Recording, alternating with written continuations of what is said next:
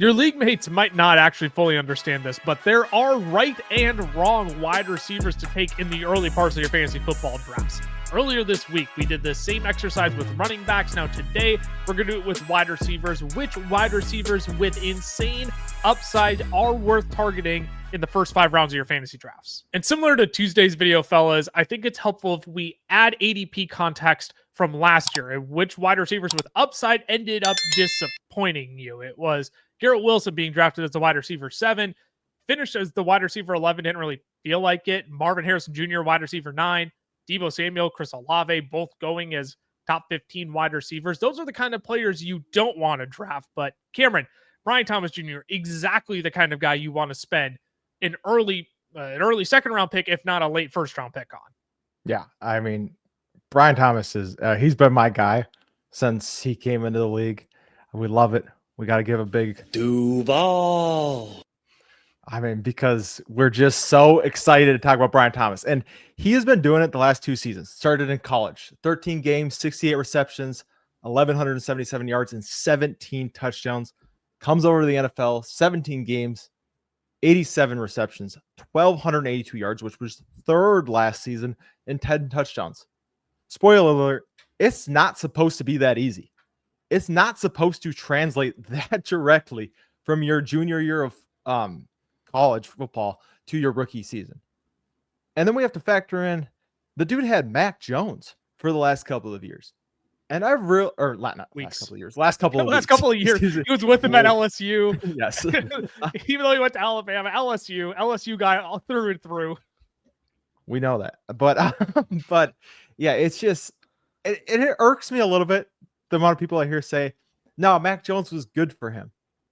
Now, Trevor Lawrence is better for him than Mac Jones is. Trevor Lawrence is a significantly better quarterback. And if you look, now he's got the upgrade with Liam Cohen coming in, calling a more pass-friendly offense. Last season, weeks 1 through 6, he had Chris Godwin as the wide receiver 2 and Mike Evans as the wide receiver 13 in the same offense. And I think Brian Thomas is a better wide receiver than both of them right now at this point in their career. So there really, to me, is no reason that he can't take another step forward. You give Trevor Lawrence a full offseason with him, or another full offseason with him. I think adding Travis Hunter helps. Having another guy on the outside, the defenses have to be worried about, because even if it takes Hunter a little bit of time because he's playing both positions to get acclimated, he's a player that defenses have to worry about on the field because he is so explosive as well. Last year, I mean, even the advanced stats say it, he was 8th in yards per route run.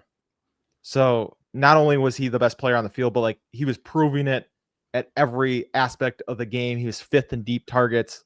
He really did it all. And the crazy thing to me, so he's 3rd in yards, and he was still 6th in unrealized air yards. So, I mean, the season could have been even bigger if he connects on more passes with Trevor Lawrence and Mac Jones. And the exciting thing for me then is what we saw with Chris Godwin in the slot. Brian Thomas only played 52% was only 52nd in slot snaps, only playing 25% of snaps in the slot. I'm not saying he's converting him to a slot. I'm not saying he's playing 90% of snaps in the slot. But if we get 40% of snaps in the slot, oh my goodness, it's going to be just insane watching what he can do with Brian Thomas all over the field. I do want to throw in a slight caution on that last thought, because if we're getting Travis Hunter on both sides of the ball, I wouldn't be surprised if he actually slots in that slot ahead of Brian Thomas Jr. But yet, 100%. That almost plays to your point then too, right? I was looking at his stats earlier on the season. It was basically a 70-30 split where Brian Thomas was on the outside 70% of the time, in the slot 30% of the time. And you saw he could win all over the field, inside or out, inside of the 20, in between the 20s. For his rookie season, like you said, Cameron, at the top, it's not supposed to translate that easy. We thought that was going to be the case for a guy like Marv, who had a lot of the fundamentals locked and loaded, ready to go. But Brian Thomas just made it look extremely easy in his rookie season. Ty, I'll let you put a bow on everything here. The Liam Cohen ad just cannot be understated, cannot be overstated. Like, it is going to truly unlock Brian Thomas Jr. even more, because if there's anything that we learned from Cohen in Tampa, it's that he knows how to get his guys the ball. When Mike Evans, Chris Godwin were out, Bucky Irving, Rashad White, Kate Otten were still putting up numbers, even though you're like, they have to go to those guys, and they were still putting up numbers. So yeah, there's really no reason to not like Brian Thomas Jr. And if there is, like, I want to hear it, because I truly don't think that there is one.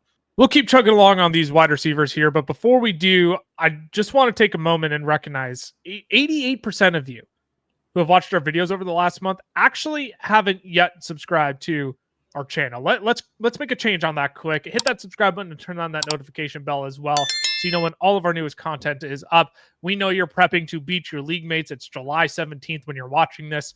You're prepping early, which is great, but we're also prepping to beat one another in our fantasy leagues. So we care about this just as much as you all do. We want to have just as much fun as you all do playing fantasy football as well. So hopefully with all the insights we provide along the way, we can remind you of the fun and camaraderie that does come with this game we all love. Ty, I'll kick it over to you here.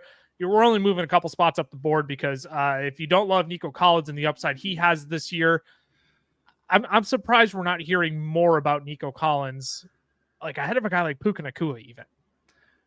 Sure, I can understand that. I feel like it's really a solidified top 5, right? Obviously, you've got the big 3. I feel like the top 2 front runners to be 4 and 5 are Puka and Nico. And I know we just talked about Brian Thomas Jr., but that's personally how I lean. Another conversation debate, but yeah, we'll save that for another time. The main concern for most people when it comes to the Texans is offensive line play, and for good reason, because the offensive line absolutely stunk last year. And when you look at the offensive line on paper going into this year, it doesn't really look much better, if at all. But where they made the most changes when it comes to this offensive line is the coaching staff. They fired their old offensive line coach, promoted a guy whose background goes back to the Patriots, when they made 3 straight Super Bowl appearances and winning 2 in the late 2010s. So winning and coaching pedigree, because you're also learning from guys like Bill Belichick and what seemed to be the greatest coaching staff ever assembled in New England.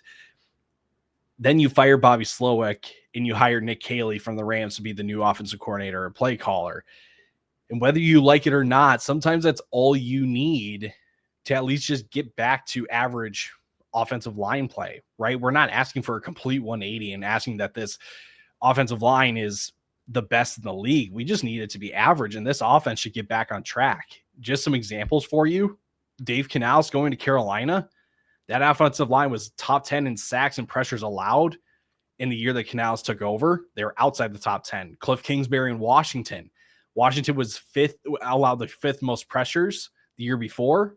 They were the 12th fewest in pressures allowed in the first year with Kingsbury. So again, the offensive line is closer to average than horrible. That helps this offense get on track. And going back to Caley real quick, him coming from the Rams could truly help Nico explode this year, because think of former Rams staffers that became play callers elsewhere in recent memory. KOC, Kevin O'Connell, Liam Cohen, who we've talked about, Zach Robinson in Atlanta. They have all taken a wide receiver to new heights. Obviously, Kevin O'Connell had Jefferson, wide receiver 5 to wide receiver 2 in his first year. Liam Cohen had Chris Godwin, wide receiver 38 to the wide receiver 2 before his injury. And then Zach Robinson with Drake London, wide receiver 45 to the wide receiver 14.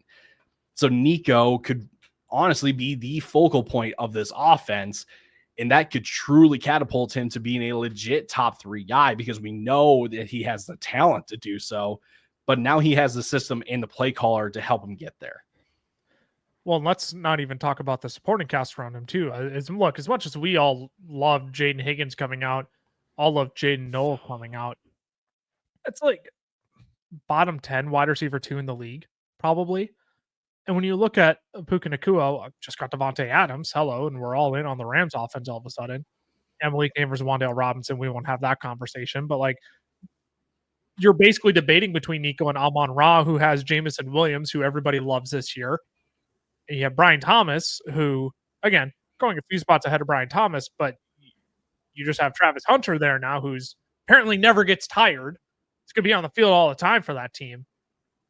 Who says Nico just doesn't command 160 targets this year And it's all on the 15 yards of reception, these go routes down the field that we saw CJ Stroud hit him on relentlessly last year. You're looking at a guy who's already shown you he can be a top 3.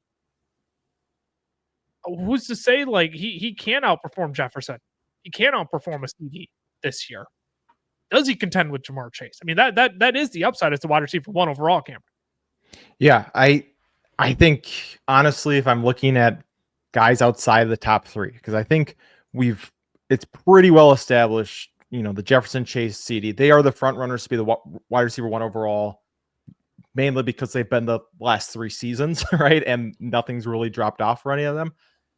If I'm picking 2 guys outside of that top 3 that I would bet money on being the wide receiver 1 overall in football, I'm betting on Nico Collins and Brian Thomas. Yes. Because I think they both are in situations and are both skilled enough that we not only could see the 150, 160 targets, 100 to 110 receptions, but we can also see the 15, 1600 yard type of explosion with 10 to 15 touchdowns. Yes. Right? Am I predicting that Nico is going to come out with 110 receptions, 1700 yards and 15 touchdowns? No. But is it honestly in the realm of possibilities? Absolutely. I mean, we saw it he was the wide receiver 1 those first 4 weeks before he got hurt. Yeah.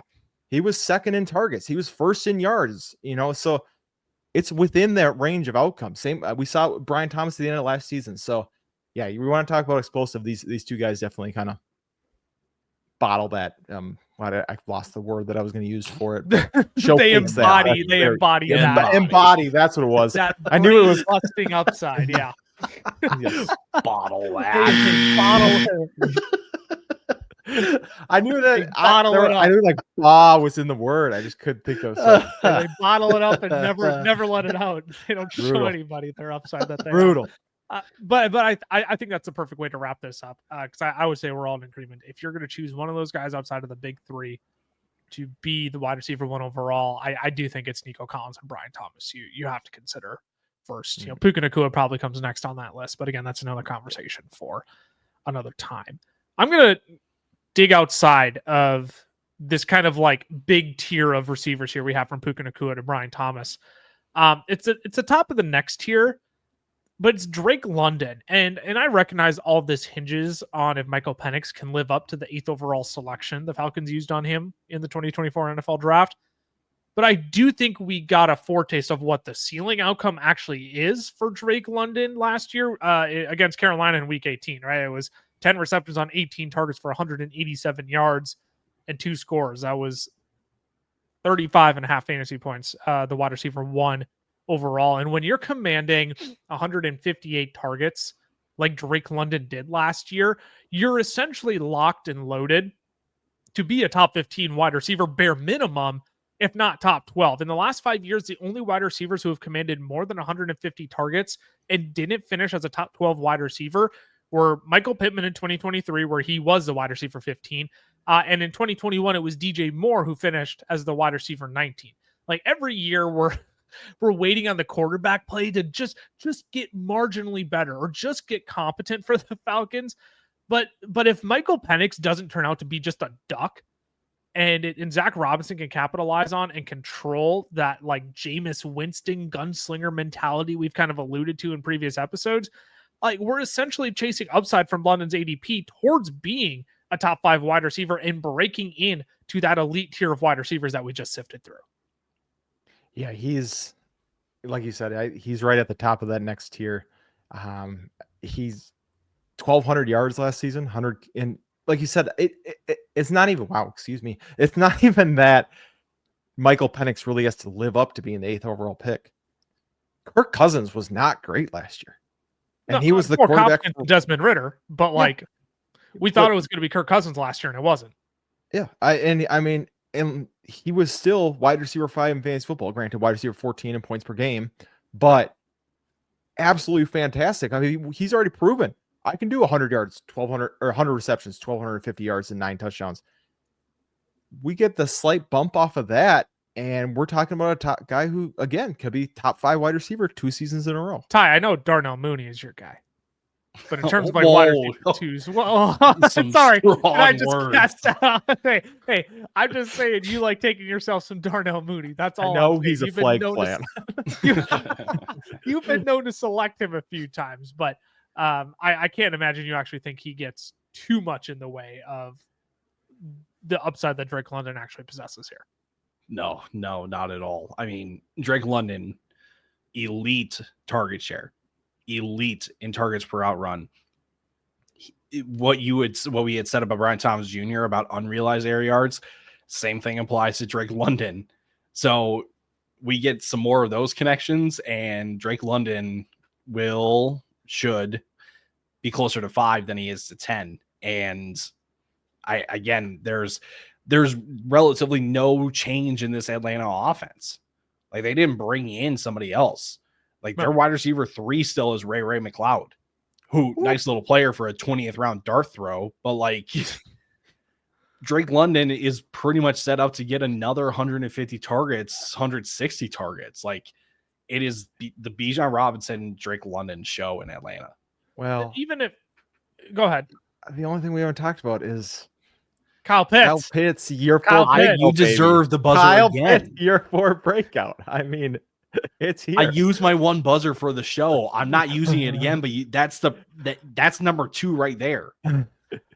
So have you all seen the quotes out there of Kyle Pitts apparently still has some things to work on? Have you seen it? and might Like, be. And then they what else does listed what else does everything. he need to work on? He's been in the league for 4 years.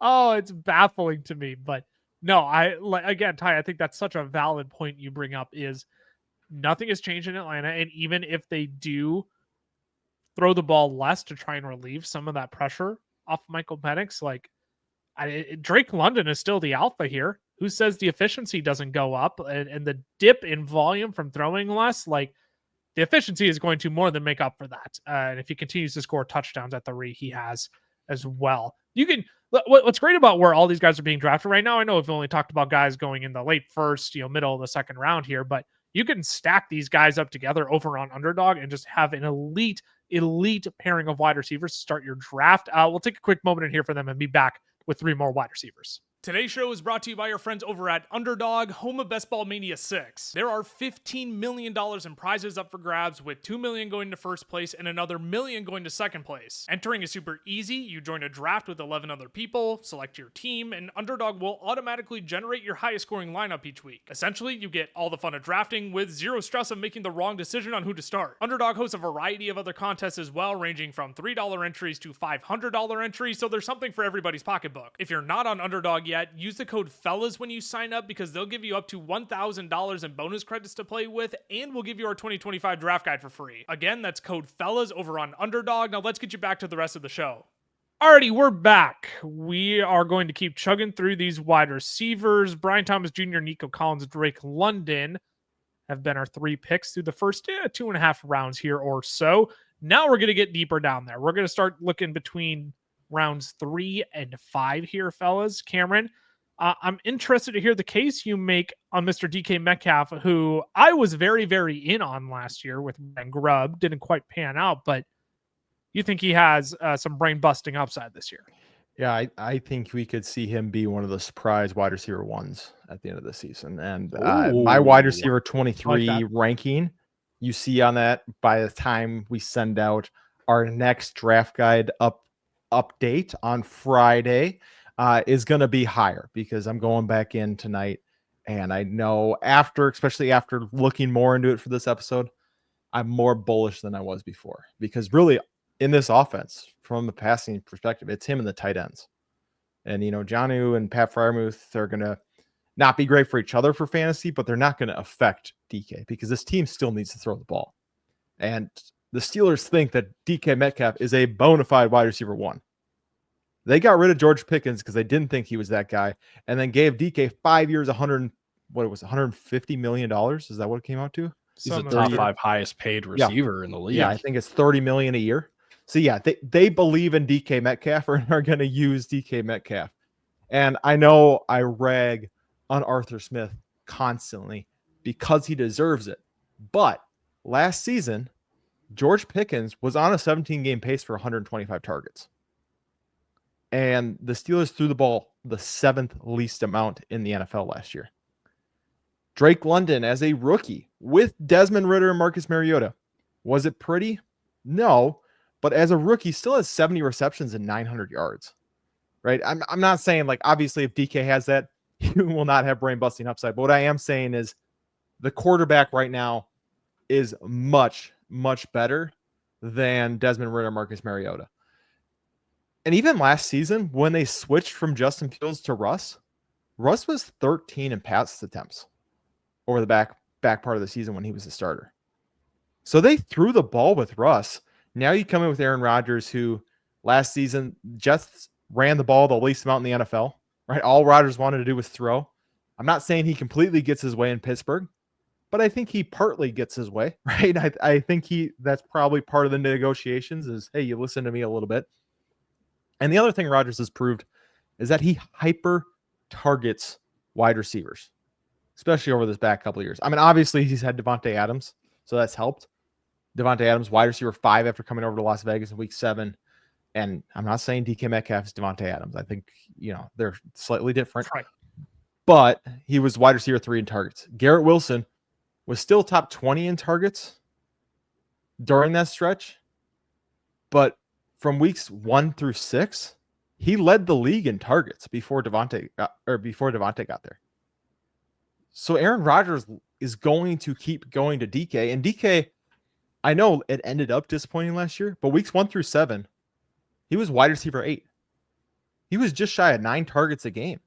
He led the NFL with 11 catches over 20 yards and then misses 2 games because he hurts his MCL and just doesn't come back quite the same player. He's wide receiver 34 on less than 6 targets a game.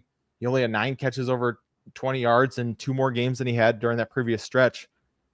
So I still think he has it. I don't think he's washed by any means. I think we're just discounting him so heavily for the injury last year. And now you put him in a situation where it's like, he's going to get the ball a lot. It's really just going to come down to touchdowns. And he's a guy we've already seen have multiple double-digit touchdown years. I just want to go back and clean up the DK Metcalf contract details. 4 years, $132 million. He's getting paid right around $33 million. Wow, I wasn't even close. What was I looking at? Garrett Wilson's was 4 for 130. Where did I get 5 of that? from? But all right, whatever. I digress. the thing with DK Metcalf is I'm not concerned about the volume because the volume's absolutely going to be there. Calvin Austin, Roman Wilson, pick your other flavor of Steelers wide receiver or tight end. Like, I'm not concerned about the volume. The touchdowns, if they're going to score in the red zone, it's either going to be a rushing touchdown or going to go to DK Metcalf. Once again, maybe Johnny Smith's gets a couple as well. I'm not too concerned about that. How fast is the mind meld going to happen with Aaron Rodgers?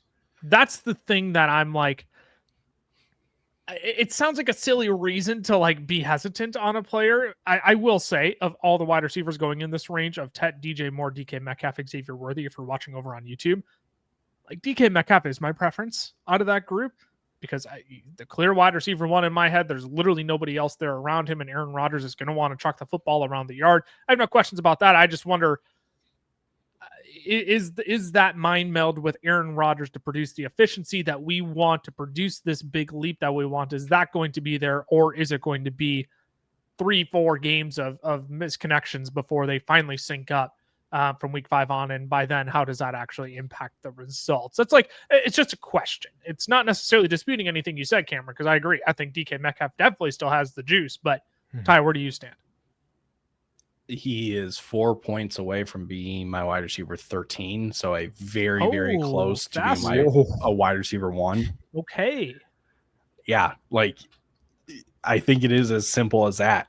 We have seen Aaron Rodgers, regardless of your opinion on the guy, still support a top 10 wide receiver in fantasy last year with Devontae Adams. Obviously they've got chemistry, but who else is he going to throw the ball to? Like, they will have to eventually throw to Bobby Trees and Calvin Austin and Ben Skoranek, Roman Wilson, and Ben Skoranek. I forgot he's in Pittsburgh now. Man, Jonnu,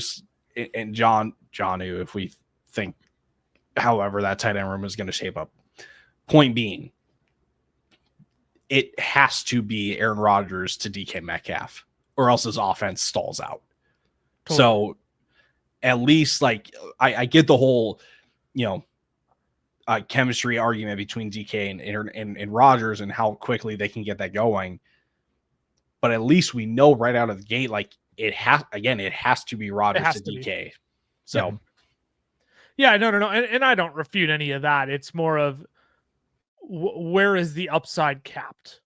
That's my question, where you both are on the verge of like top 12. I got DK Metcalf at wide receiver 17 currently. He's about 15 points off of being top 12 for me. So he's within striking distance of it, but it's interesting to think about what would be the limitations from him getting to that mark. And for me, it's just like, how long is it going to take for these two to get in sync? Because I agree.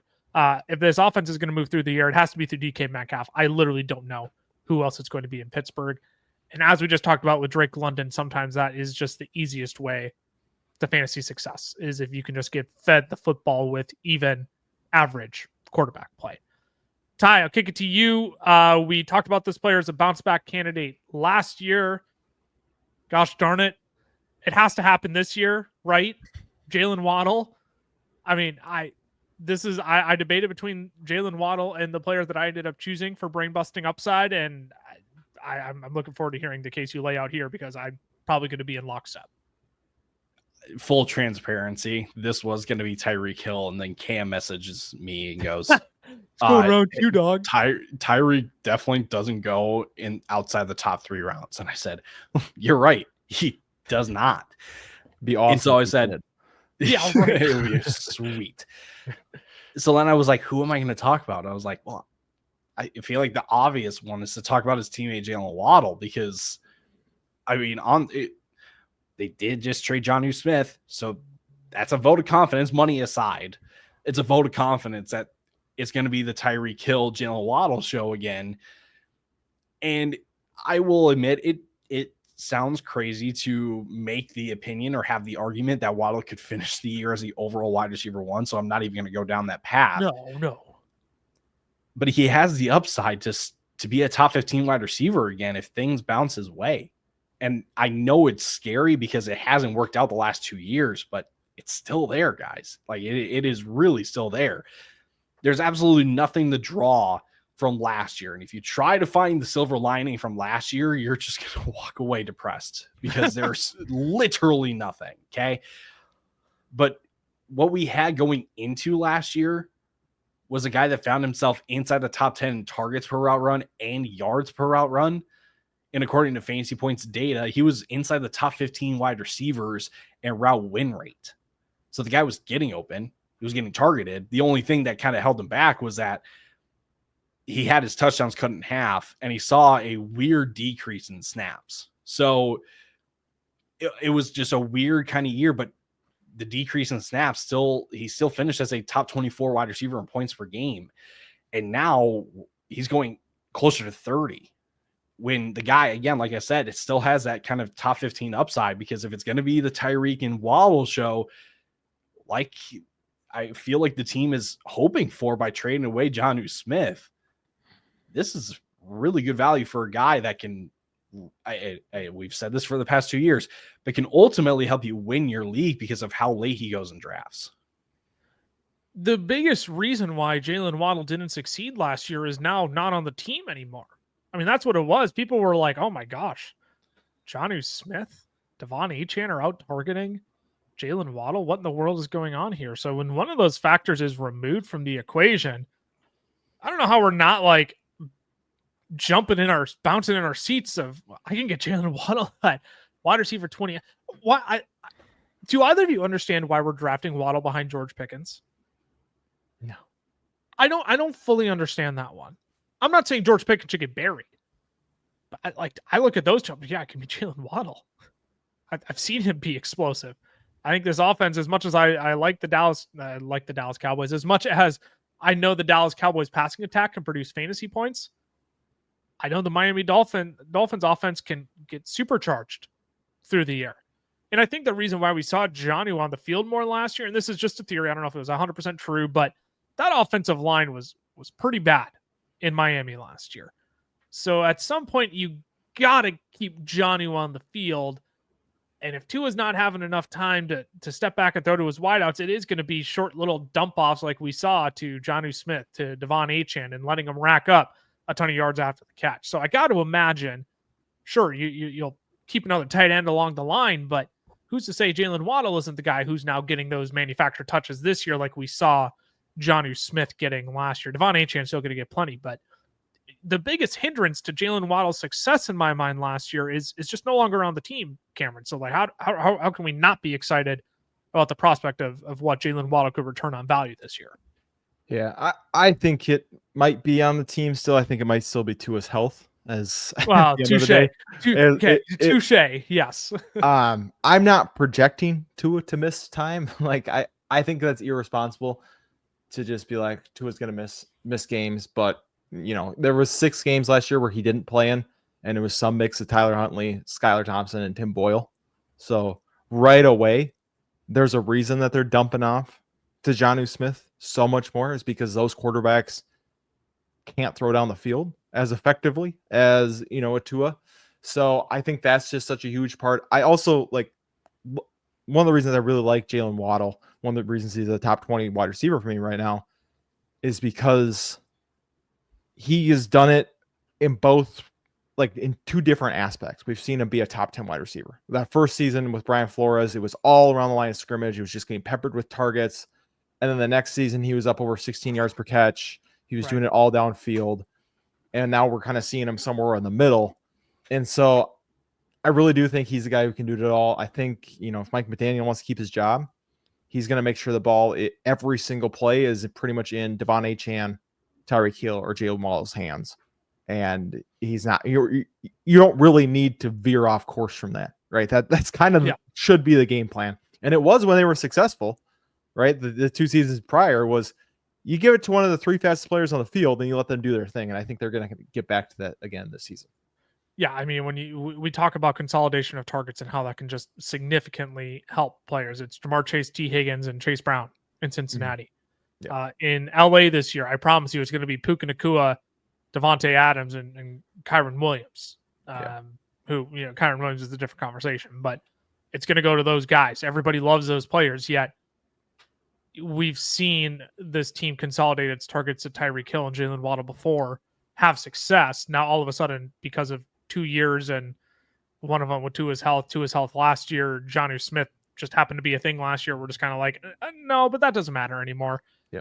It's within the realm of outcomes, right? We're talking about brain busting upside. Like that's what we know is within the range of outcomes, is a potential top 12 wide receiver out of Jaylen Waddle this year, if the Miami Dolphins offense truly bounces back to form. And that's what you have to ask yourself is how much of a bounce back for this offense do you think is actually in motion for this year?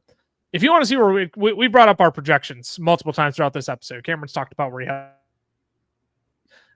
You can see it on the screen over on YouTube as well, all of our projections. That is in our 2025 draft guide. So if you want to get your hands on that, full started up projections and rankings on 292 players, you'll get each of our individual projections. You'll get consensus rankings, team profiles for every team as well, featuring win-loss records from last year, offensive play callers, systems they run, stats on each team, our team ranking. I'm like listing things. You're probably like, oh, okay, stop. I'm overwhelmed. That's what I mean. There's so much we have in our draft guide. You can find that down in the description or the pinned comment below if you want to get your hands on that. We'll be sending updates out bi-weekly throughout July. Once we hit August, there will be updates every single week to our draft guide that will hit your inbox. So if you want to get your hands on that, link in the description or pinned comment down below. Last player I'll talk about here, fellas, before we take it home, Rome Odunze. We've talked about him a ton already this offseason, so I'm just going to keep it nice and short and sweet. I pose you the question. What if Rome is actually the best wide receiver in this new Ben Johnson-led offense? What if the 9th overall pick in the 2024 NFL draft, who primarily ran the go-to routes last year, the outs, the hitches, the go routes, what if he reveals himself to actually be the best wide receiver at Caleb Williams' disposal behind a fortified offensive line? What if instead of having a 35% catch rate in the red zone last year, Rome actually has a catch rate closer to 62% where DJ Moore was last year? Like, this is no respect to DJ Moore whatsoever, but if one of these 2 wide receivers ends up displaying more traits that we typically see in alpha wide receivers in the NFL, I'm not going to be shocked whatsoever if that player is Rome Odunze this year. I mean, wide receiver 33 as I don't get this price tag at all whatsoever when I think he could actually be the best wide receiver in Chicago. Yeah, it really feels like we just forgot that he was a top 10 pick in the NFL draft. We're just like, nah, that doesn't matter anymore in year 2. I mean, he had 100 targets last season. It's not like it was they didn't use him. He was on the field 90% of the time, right? He did well. He had a rookie quarterback at the same time with him. So all of it makes sense. He had a coordinator who's been run out of town 2 different times and 2 stops in 2 consecutive years. Like, I just don't understand why we are baking in the jump for Marv and we are not doing the same for Rome when they were literally taking 4 picks apart in the NFL draft. And Rome might actually be the one in the better situation this season. So it's just, I don't know. It feels like a free steal every time he comes up. Like, okay, he's going to be better than what he was last season. And if he's marginally better than what he was last season, I mean, I know he's wide receiver 49, but let's say instead of 700 yards, he gets 900 yards. Let's say he catches 65% of his passes. He has 5 touchdowns. Oh, he's a top 30 wide receiver. So it's like, I don't know. He doesn't even need a big jump to outperform where he's at. And if he really takes that step like we thought he could when he came in, I mean, we're talking he could finish similar to where DJ Moore has finished before, in the past. So it's really not that crazy to think that we could look back at this and just go, everyone's being silly for how low we put him. We see Ben Johnson just produce these like mind melting numbers for his wide receivers. And it's just like, why am I getting Rome Odunze 11 wide receivers after DJ Moore? Yeah. That just, I don't understand where the gap is here in this. Like, as much as I love DJ Moore, the player, he's just like, he's not the all around wide receiver that Rome Odunze is. I talked about Drake London earlier. I just want to do a quick comparison. It hit me as I was talking about him where I'm like, yeah, you're right. Rome had 100 targets last year. If I recall, Drake London barely had 110. He had 117 in his rookie season. 72 catches for 866 yards and 4 scores. Rome Odunze in his rookie season, 101 targets, only 54 catches for 734 and 3 scores. Yet we saw Drake London bounce back fine next year. And this Chicago Bears offense is substantially better than what Drake London was going into year 2 with back in his sophomore season. You also have, we haven't even brought up the departure of Keenan Allen. Yeah. I'm not going to act like it's everything in the world that everything's going to fall to Rome Odunze, but it's, again, we talk about consolidation of targets, and when I think Rome could just be the best guy, a guy who I easily think could put up top 15 numbers this year, if not be knocking on the door of top 12 tie. Yeah, I do. The optimism on DJ Moore coming around now in this offense has probably tempered my expectations a little bit on Rome. But that being said, we are talking about a top 10 talent in the draft class, in his draft class, going into year 2 in a better system.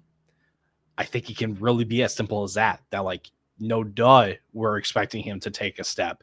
And in the question then is just how big is the step? But we all have confidence that it can be for sure inside the top 20 because we believe in the talent of Rome, the system that Ben Johnson's bringing in, and that Caleb Williams, Rome Odunze connection could feed families for a very, very long time. It's going to feed all of my best ball teams when Rome Odunze ends up being my most drafted wide receiver. Facts.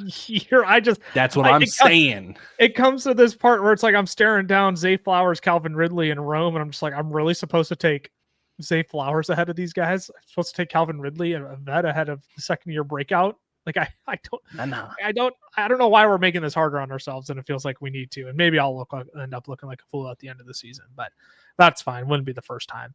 I've been wrong in the past. We'll put a pin in it there, fellas. Anything we want to add before we sign off here? Keep fighting the good fight. Keep fighting the good fight. We haven't heard that. That's a callback. That's a callback there. For those of you who have been loyal listeners of our show before we brought it onto YouTube and actually made it a full production, that was always how we closed out the episodes there. Look, you can follow us on our other socials as well. FFL is on Twitter, the FFL is on Instagram, Fantasy Football Fellas on Facebook and TikTok. If you're YouTube through and through, I don't mess with any of those other short form apps. Fantasy Football Fellas Shorts on YouTube. We've been flying up the board over there recently, fellas. We're over 65K subs over there now. So if you do want to get some mind-numbing 60-second content, that's from us as well. That's the place you're going to want to be. You can follow our personal socials as well. FF Fellas on Twitter, the FF Fellas on Instagram, Fantasy Football Fellas on Facebook. Or sorry, golly, I just repeated everything that I just said. I literally went through our personal socials and listed all the fellas socials. It's that time of day. My mind is melted from having to process everything. Listens at this point. That's right. Nobody listens at that. If you actually listen at this point, we appreciate getting those comments down below. If you're actually still listening to the end of this show. Oh man, I'm at Lucas Oncelon, X Camlaw, FFF for Cameron Tyler _Plath for Ty.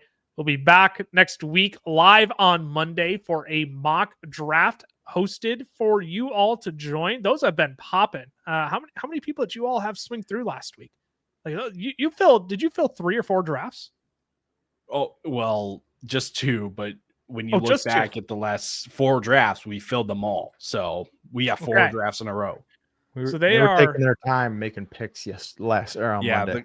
We're gonna say the clock is gonna go down to probably 30 seconds because we'll trim it down to 30 seconds. But no, we'll do more mock drafts for you all. We do that every Monday, so it's a fun way that we get to interact with you all. You get your questions answered, and you get to practice it along the way. We love connecting with you all there.